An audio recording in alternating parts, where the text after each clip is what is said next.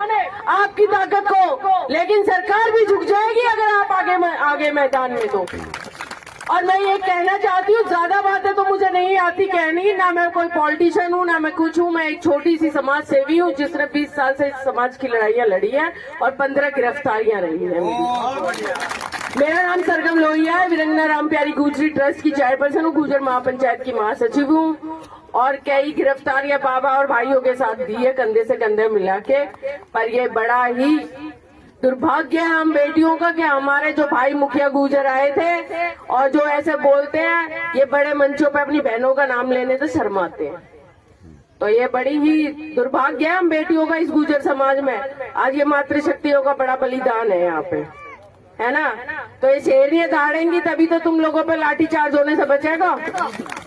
तो मैं ये कहना चाहती हूँ, अपनी मातृशक्ति को एक आवाज देना चाहती हूँ। समाज की क्या, 36 बिरादरी की, इस देश की क्या, इसकी बागडोर आदि मातृशक्तियों के बलिदान रहे हैं। बड़े बड़े हमारे समाज की मातृशक्तियों के बलिदान रहे। आशा देवी चौहान ने 1857 की क्रांति में फांसी दी, लगाई गई थी उस औरत जो मातृशक्ति थी।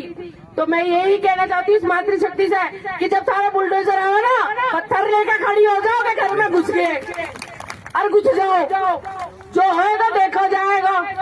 तो यूं तो तुम्हारी लड़ाई है, यूं किसी के बाप की जमीन नहीं है, तुम्हारी है। तुम्हारे पुरखों का खून गिरा है इस धरती पे, तो इसे नहीं छीन सकते। जंगलात की बात करते हैं तो जंगलात में तो तुमने बसाए थे ना हम।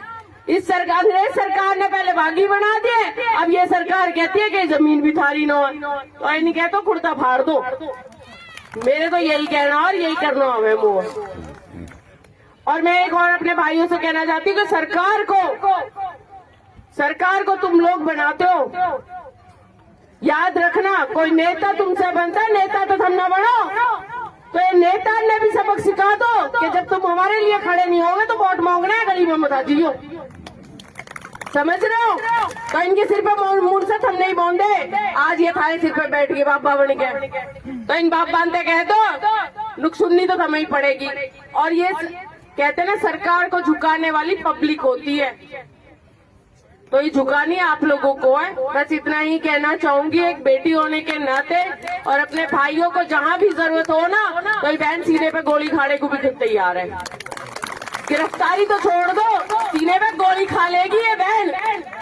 और जब बुलाएंगे मेरे भाई आधी रात को, जब मैं ग्वालियर में पहुंच सकती हूँ, तो ये तो मेरे घर के दो रही है, क्योंकि अनंतपुर में ही पड़ी हूँ। मेरी 3 बुआ अनंतपुर में, तो मेरा तो बहुत ही गहरा रिश्ता है, मेरा बचपन ही आ गया है। तो भाई जब भी आवाज दोगे, आधी रात को भी थारी बहन और मेरी माताएं बहन है, जब भी